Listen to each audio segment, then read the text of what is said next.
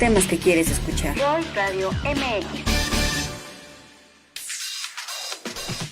Sigue con nosotros a través de Voice Radio MX, el poder de la voz en los temas que quieres escuchar. Los comentarios vertidos en este programa no son responsabilidad de esta estación.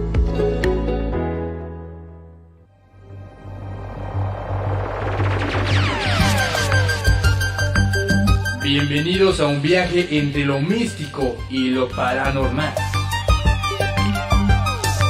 Historias, leyendas y más. Inicia el camino hacia lo fascinante y lo desconocido. Comienza Metarmonics. Conduce Rodrigo Liberó.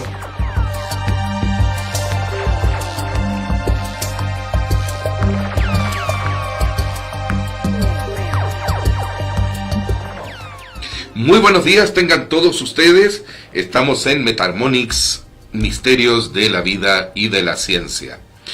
Hoy vamos a hablar de un tema que es esencialmente didáctico para toda la gente que tiene esta afición, o bueno, no tanto la afición, sino que la calidad de iniciado o adepto en los temas de ocultismo, y que es esto de los áureos preceptos pitagóricos. Bueno, primero vamos a entrar con algunas inquietudes de parte de nuestros hermanos del grupo de Gnosis de Metarmonics.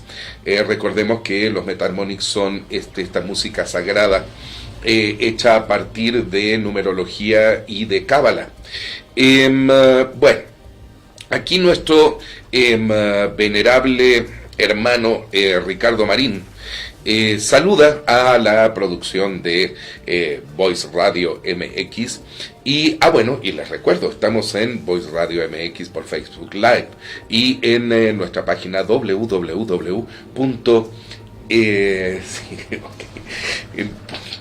en la costumbre, pero bueno, es www.voiceradiomx.net. Ahí nos pueden ubicar.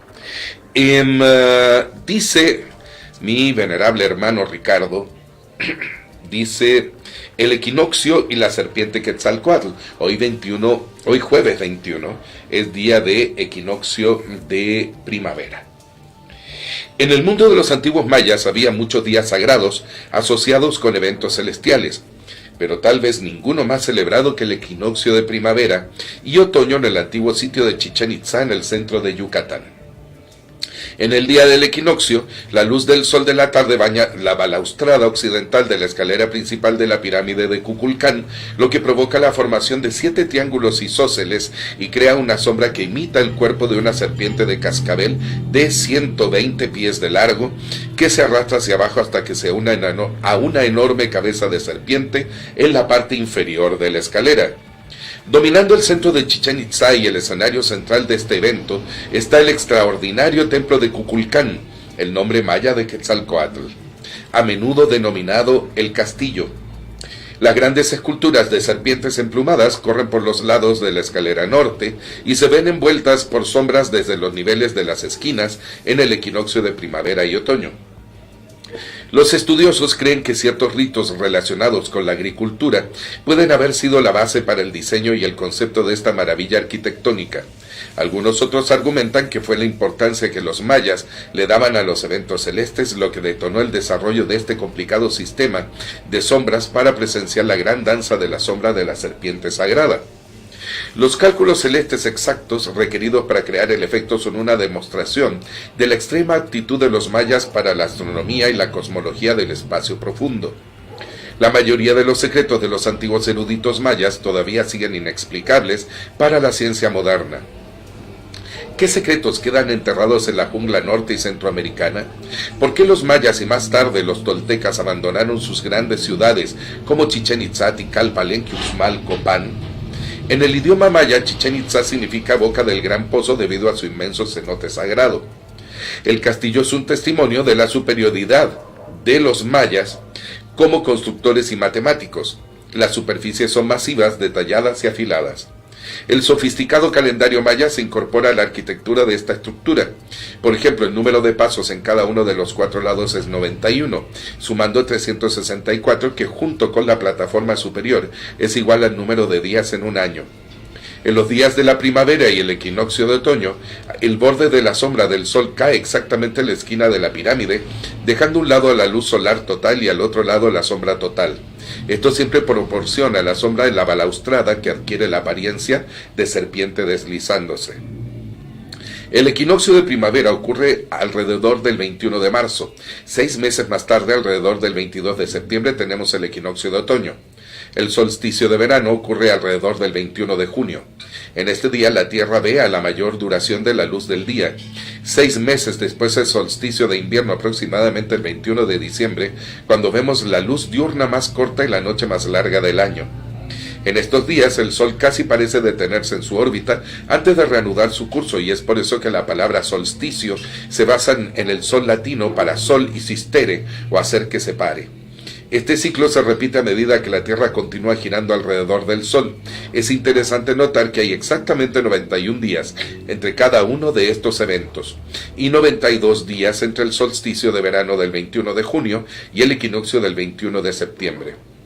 Esto se suma a un año solar de 365 días, con los 91 días entre cada evento que coinciden con los 91 pasos a cada lado de la pirámide. Bueno, quise empezar con esta lectura porque es importante precisar que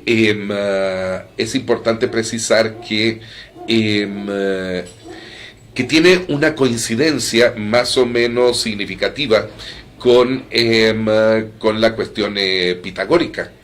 Pitágoras también estudió las estrellas y las relacionó con ciertas cifras, ciertos números. Él creó un sistema numérico que explicaría la naturaleza del universo en base a la trigonometría.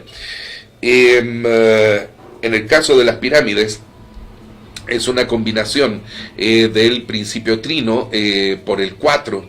El 4 es este dominio numérico del 4 sobre la materia en su estado perfecto. ¿Sí? La base de una pirámide es un cuadrado, y de cada uno de los lados del cuadrado se cinde una cara que es en sí un triángulo equilátero en el caso de la pirámide. Bueno, vamos a abordar el tema. Tenemos también el tema de los idus de marzo. El idus de marzo específicamente es el 15, cuando empieza la luna llena, que está elevada al honor de Júpiter. Esta luna llena coincide de hecho con el inicio de nuestro equinoccio de primavera. Por lo tanto es un día de mucha energía, es un día que tiene muchos aspectos muy positivos, y bueno, les deseo mucho éxito, muy buena energía. Cárguense a las 12 del día. La gente que tiene su Metarmonic, póngalo a las 12 del día, póngalo a las 12 de la noche, para recibir durante este día las mejores energías relacionadas con el principio calórico solar, que sería el principio electromagnético, y nuestro principio frío lunar, que sería el magnetismo biomagnético. Bueno, vamos a más o menos a interiorizarlos acerca de quién fue Pitágoras. Bueno, Pitágoras fue un filósofo, mayor presentación no requiere, fue hijo de Pitáride, o Pítide, que fue una mujer que eran pitonizos, eran una sacerdotisa que tenía estas facultades de adivinación, etcétera. Por otro lado tenemos Amnesarco, que era el papá de Pitágoras, que dicen que era de origen fenicio u origen etrusco. Pitágoras maravilló al mundo de su época por toda esta sabiduría y por todas estas habilidades que rayaban en lo sobrenatural. De hecho, Pitágoras elaboró la teoría de las esferas, esta teoría en donde en base se dice a la construcción de un instrumento musical que se llamaba monocordio. Él saca una equivalencia entre la proporción de la lejanía de los planetas y el tono que le correspondería con respecto a la Tierra, el tono musical. En los años 70, cuando la sonda Voyager 1 viaja a Júpiter, registra que cada uno de los cuerpos celestes efectivamente tiene un tono, confirmando la teoría de Pitágoras, y siglos más tarde la teoría que se ve reforzada por Johannes Kepler. Bueno, en esta situación, Pitágoras tiene varios alumnos, siendo el más extraordinario, el más maravilloso de ellos, al que nos referimos en un programa pasado, de hecho creo que fue el antepasado, que fue Apolonio de Tiana. Apolonio de Tiana, este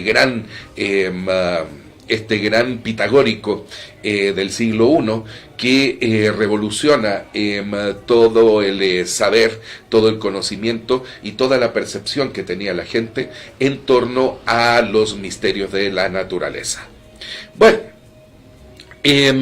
Apolonio de hecho hace una biografía de Pitágoras, misma biografía de la cual, bueno, se conoce bastante poco. De hecho, mucho de Apolonio se perdió con esta lucha tan tremenda entre el cristianismo primigenio, el cristianismo salvaje, que se escinde de la gnosis, contra lo que ellos llamaban los profanos, ¿no? Esta parte, digamos, del conocimiento que no correspondía a la línea ni a la tesitura cristiana. Bueno, parte de los credos básicos pitagóricos está el de la metempsicosis o la metempsomatosis, que es ni más ni menos que la reencarnación, es la habilidad de las almas, los espíritus, para poder transmigrar a un cuerpo nuevo. ¿Sí? Por otro lado también está la teoría de los números, en donde se le adjudica a cada uno de los números una personalidad, una función. Por ejemplo, el 1 sería la mónada, ¿no? Que multiplicada por sí misma da a sí misma, y dividida entre sí misma da a sí misma, también simbolizando con esto el punto de origen de todo lo creado. Tenemos también aplicando el principio de dualidad, porque Pitágoras, hay que recordar, fue hermético.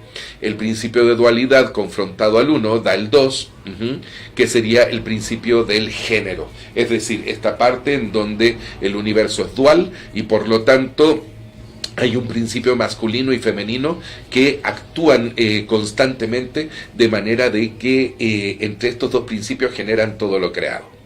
Luego tenemos la díada enfrentada con la mónada, que da el origen, y tenemos la tríada, que es el principio trino que rige todas las cosas y que es el número de la armonía, porque es el primer número compuesto. Aquí la cuestión es que el 3 en sí sería simbolizado por el triángulo equilátero, en donde matemáticamente Pitágoras establece toda su teoría geométrica de la trigonometría, con la cual estaría él explicando toda la existencia del universo y del cosmos en sí. Hay que recordar que la palabra cosmos, bueno, él la crea, él crea la palabra cosmos. Bueno, un poco para iniciar, esto fue un pequeño preámbulo. Vamos a partir de la realidad de que el esoterismo pitagórico, porque era una teoría, bueno, era una idea, era un culto, de hecho, se basaba en la aritmosofía. ¿Qué es la aritmosofía? Como podemos más o menos, como podremos degranar, digamos, en la misma palabra, Aritmo viene de aritmética, aritmos, ajá, y Sofía, sabiduría.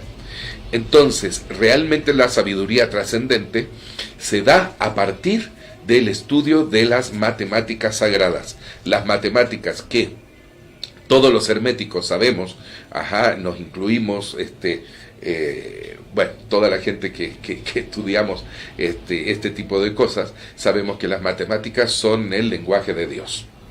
Bueno, vamos a leer el primer áureo precepto pitagórico.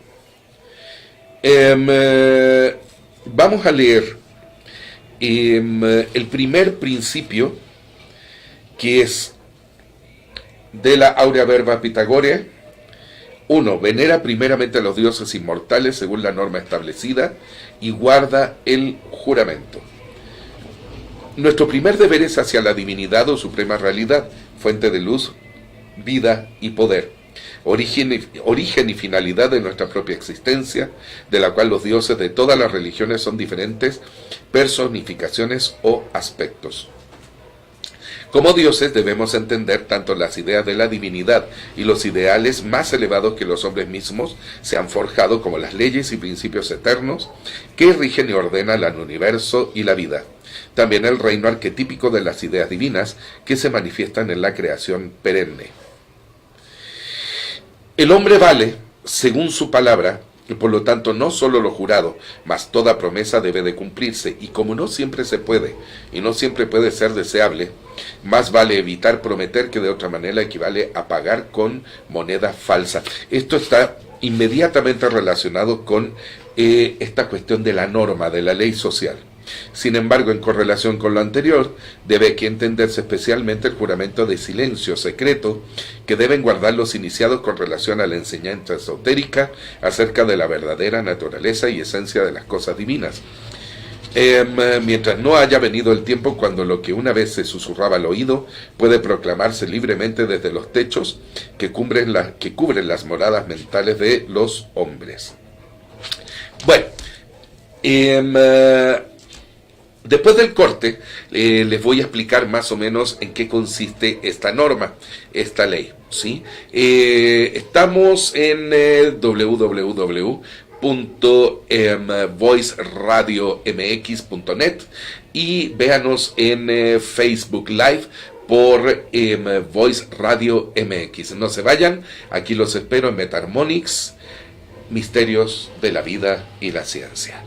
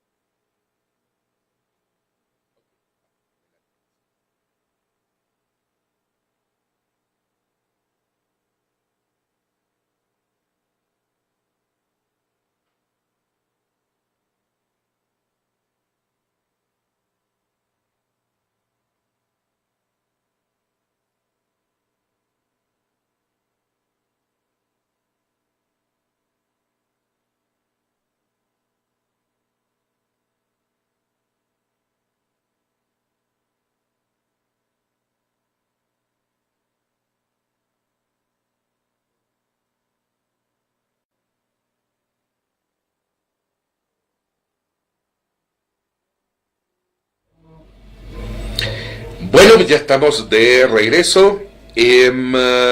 Estamos en Metarmonics, Misterios de la Vida y de la Ciencia, hablando de los áureos preceptos pitagóricos. Si gustan hablar, estoy en el 55 14 58 65 35, 55 14 58 65 35, por cualquier pregunta que necesiten hacer. Aquí estamos atendiendo y bueno, vamos a seguirnos con la explicación del principio anterior. Miren, la norma es la ley, y la ley está hecha conforme a la naturaleza de las cosas, según Pitágoras. Cuando él empezaba a dar esta parte de la formación de sus discípulos, ellos tenían que guardar 5 años de silencio absoluto. ¿Por qué?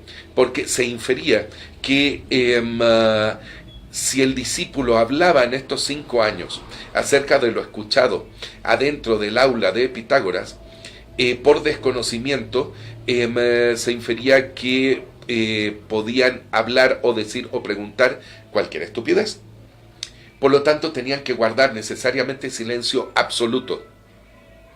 Después del silencio, a los 5 años, cuando ya el discípulo era iniciado en los misterios, en ese momento él podía empezar a tener participación. De hecho, muchas órdenes filosóficas tienen ese mismo principio, observan ese mismo principio. De hecho, a los hijos de la viuda yo les recomendaría retomar esta antigua usanza, de manera de que los aprendices no estuvieran facultados a hablar en tanto no conozcan. Pero bueno, aquí es una observación mínima, pero que en el caso de Pitágoras funcionó al grado, bueno, de que casi 2000 y tantos años después sigue probando su eficiencia, ¿no? La norma, la ley, esto quiere decir que a los dioses, todos los dioses son estos planteamientos, no solamente el Dios Todopoderoso, sino que también todo lo que se escinde y emana de nuestro subconsciente y de nuestra imaginación creadora. Estos dioses son estas ideas que ulteriormente tienen esta capacidad de poder trascender. Es decir, todo lo que nosotros hacemos en la vida tiene que estar propenso a la trascendencia, tiene que propender a la trascendencia. ¿Por qué? Porque en la medida de que todas nuestras ideas sean superiores... A ver, permítame tantito, tenemos una llamada. Bueno, ¿con quién? Hola, buenos días, habla Ángel. Ah, hola, ¿cómo estás? Muy buenos días, ¿qué dices? Gracias. Qué bueno. ¿Con alguna preguntita o algo? Sí, respecto al principio que estabas comentando de Pitágoras, ¿tiene algo que ver con los 10 mandamientos? ¿Está relacionado? A ver, ¿te puedes acercar un poquito más al micrófono, tu teléfono, perdón? Comentaba que si el primer principio que acabas de leer de Pitágoras está Ajá. relacionado con los 10 mandamientos. Ah, pero claro, mira, fíjate que los 10 mandamientos, si tú los resumes, el hecho de que sean 10 implica, recordemos, el 1 es el principio de todo, según Pitágoras, y el 10 es el retorno al principio. Es decir, es el 1 más el 0. El 0 para Pitágoras era símbolo de infinito. Era símbolo del universo. Para el gnosticismo, para el esoterismo, para la numerología, para la cábala, el 10 es el hijo sentado a la diestra del Padre. Por lo tanto, el hecho de que sean 10 mandamientos es una regulación prácticamente inefable que Moisés saca específicamente de su conocimiento del esoterismo egipcio. Recordemos que Moisés fue príncipe en Egipto, y como príncipe él recibió este tipo de información iniciática. Él tiene un tronco de conocimiento hermético, y por supuesto estos 10 mandamientos, estas 10 regulaciones para la conducta humana, para la vida social humana, emana justamente de esta matriz hermética que también alimenta la doctrina de Pitágoras. Por supuesto que sí. Ah, ok, sí, porque cuando empezaste a leerlo, luego se me vinieron a la mente los 10 mandamientos. Sí, no, tiene mucho que ver. Además también el respeto de la palabra, ¿no? Si nosotros, por ejemplo, leemos los 10 mandamientos, en realidad es un catálogo de buenas conductas que en sí obedece a la congruencia entre lo dicho y lo pensado. Que es algo que es básico dentro de la moral, la ética y la doctrina pitagórica. Claro. Uh-huh. Ok. No, pues entendido y padrísimo el tema. Muchísimas gracias, muchas felicidades. No, pues muchas gracias a ti, que estés bien y gracias por preguntar. Gracias, bonito día. Adiós, bye bye. Bye. Bueno, pues le damos las gracias a Ángeles, y qué rico que siempre esté atenta a los programas, porque parte de nuestros grupos de estudios, hay muchos que trabajan, hay muchos que estudian, etcétera, entonces no se pueden expresar en el momento, pero específicamente Ángeles, desde el trabajo, pues siempre procura hablar, y les exhorto a todos los demás, por favor, comuníquense al 55 14 58 65 35. Las participaciones en vivo de veras se valoran muchísimo. Bueno, esta es la aplicación del primer principio. Vamos a ir saltándonos a otros principios que son básicos. Fíjense, hay el principio tercero, y que no es poca cosa. Vemos que el 3 es el número de la armonía. Fíjense lo que dice, También venera a tus padres y a tus demás parientes consanguíneos. Es increíble que Pitágoras en esa época se haya dado cuenta de la vital permanencia de la familia dentro de nuestra genética. Lo único que nos determina a nosotros como seres humanos y nos deja tranquilos es saber los tres cuestionamientos esenciales: quiénes somos, a dónde vamos y de dónde venimos. Cuando nosotros estamos arraigados dentro de nuestra familia y honramos a nuestros padres, honramos a nuestros antepasados y honramos a nuestra progenie, ¿por qué? Porque nuestra progenie será la proyección de nuestros valores y de nuestro ser hacia futuro. En ese momento, nosotros hacemos que nuestra sociedad funcione, que nuestra sociedad sea eficiente, que nuestra sociedad tenga un arraigo, una identificación, y por lo tanto tengamos nosotros un factor de cohesión, puesto que el ser humano no es nada más individual, sino que el ser humano también es colectivo, también es gregario. Por lo tanto, el ser humano necesita forzosamente el contacto con los demás. Tenemos nosotros en nuestra subconsciencia varias memorias. Nuestra memoria inmediata, nuestra memoria futura, tenemos también nuestra memoria genética, tenemos nuestra memoria generacional. Bueno, en nuestra subconsciencia, la memoria genética es la que hace que toda la información que viene de miles de años atrás, millones incluso, que nos puedan preceder a nosotros como seres vivos, no se pierda.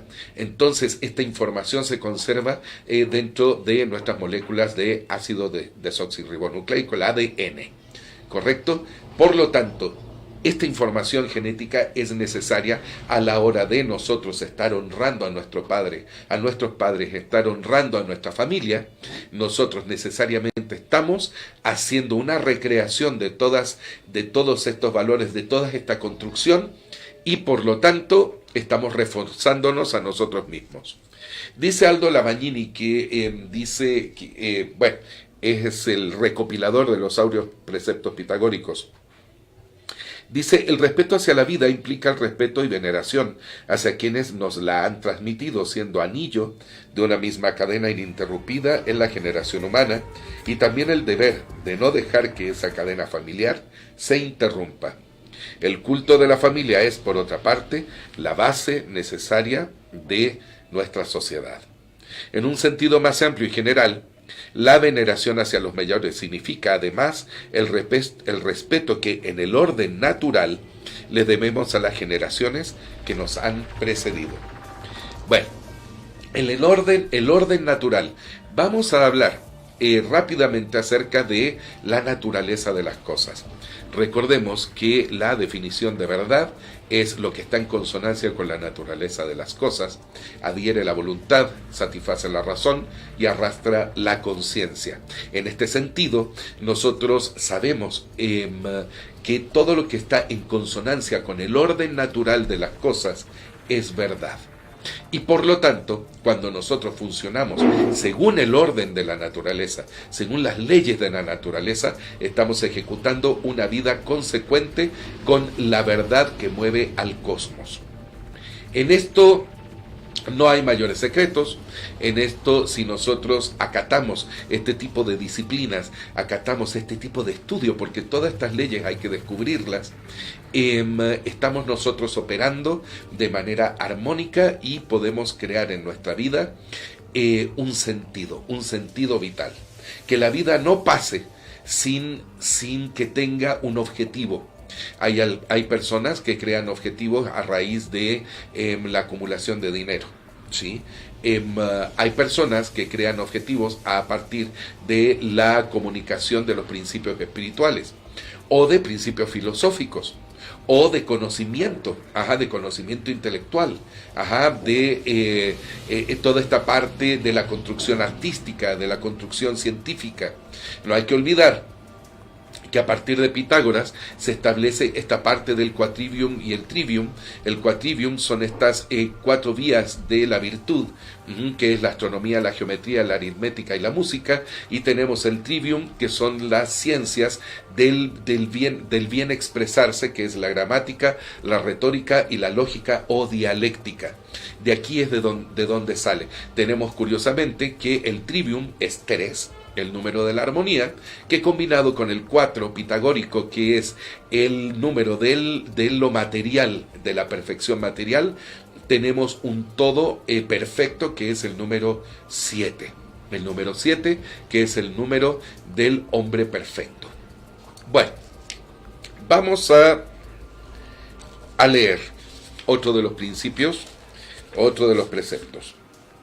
Fíjense, esto es bien importante, que es el principio 6. 2 veces 3. Cuídate de todo acto vergonzoso, tanto ante los demás como y sobre todo ante ti mismo. Cuídate de todo acto vergonzoso, tanto ante los demás y sobre todo ante a ti mismo. Qué importante está esto. Fíjense.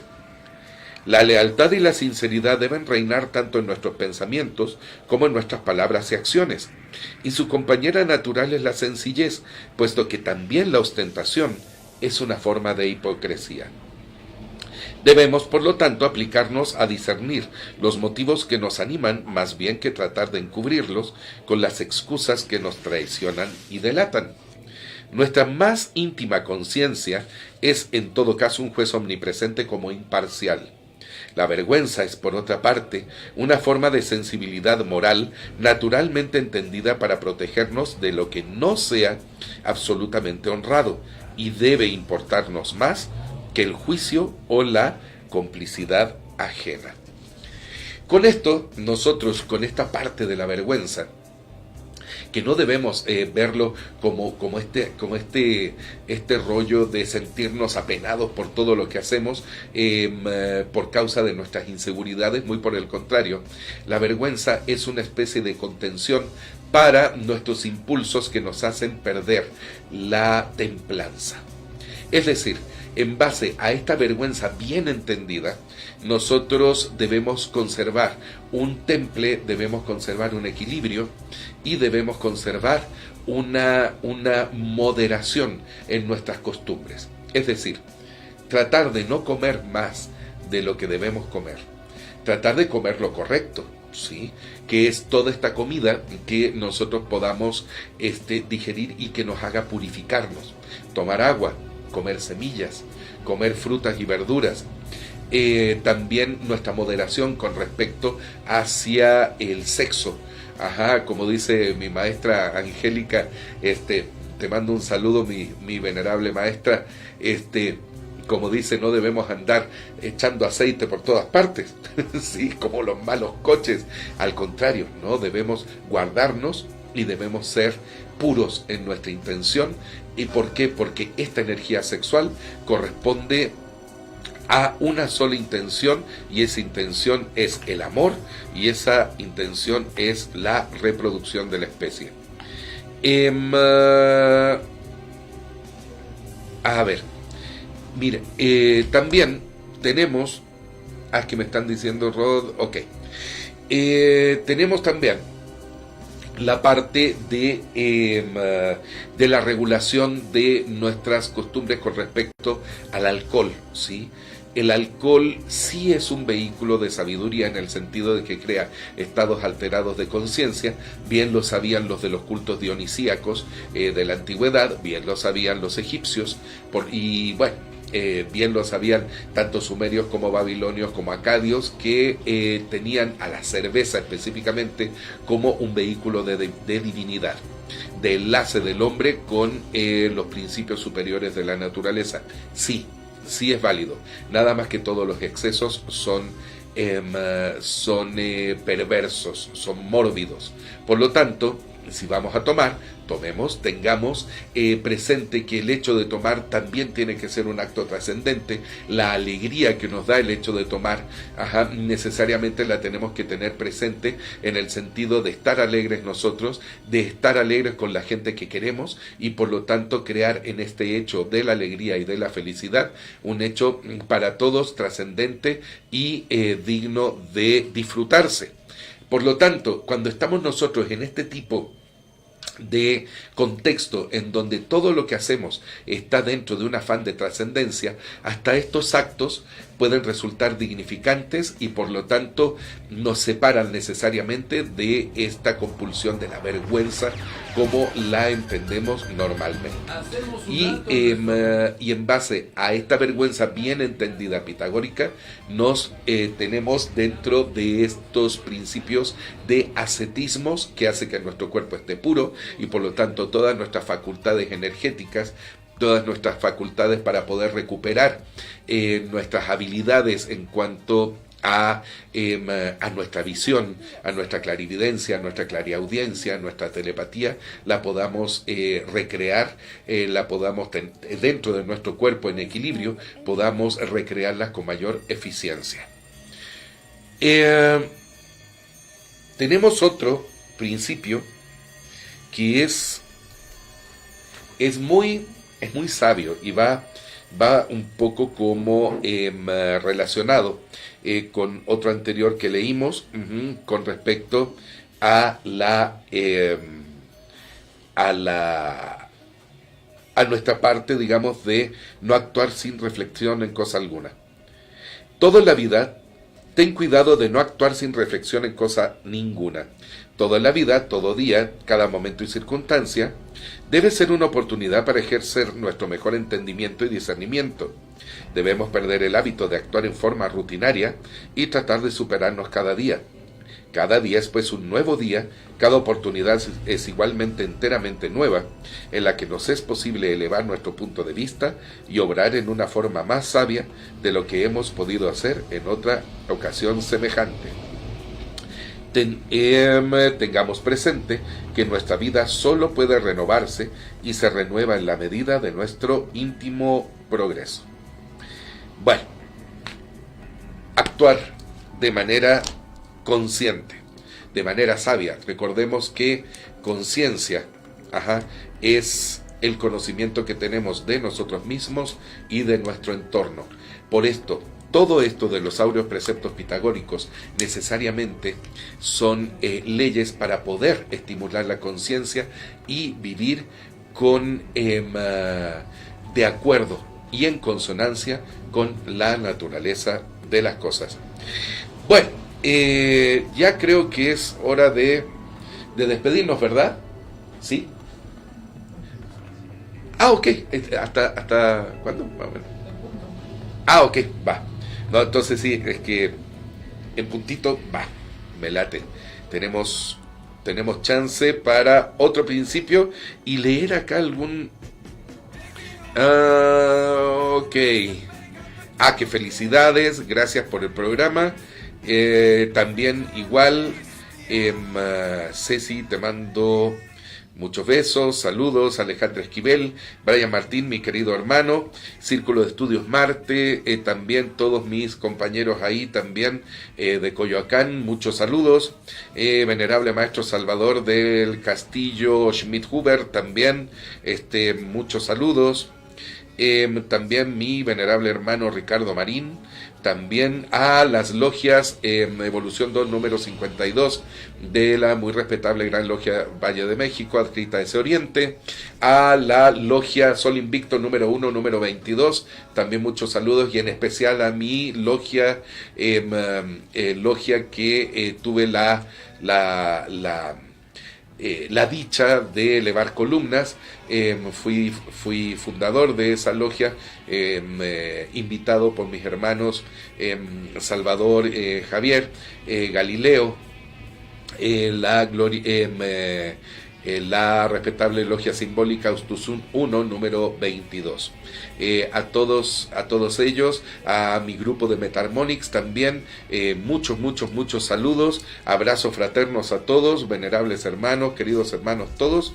Aquí estamos a disposición y vamos a terminar con el último precepto pitagórico, que es el número 30, que dice: oh Dios Padre, de sus males librarías a los hombres si a todos les revelaras su divino espíritu. Veus Pater es el mismo Diaus Pitar, oh Padre celestial de los antiguos arios, y en latín Júpiter, Deus Optimus Maximus, el cielo Padre de toda la naturaleza y de todos los vivientes.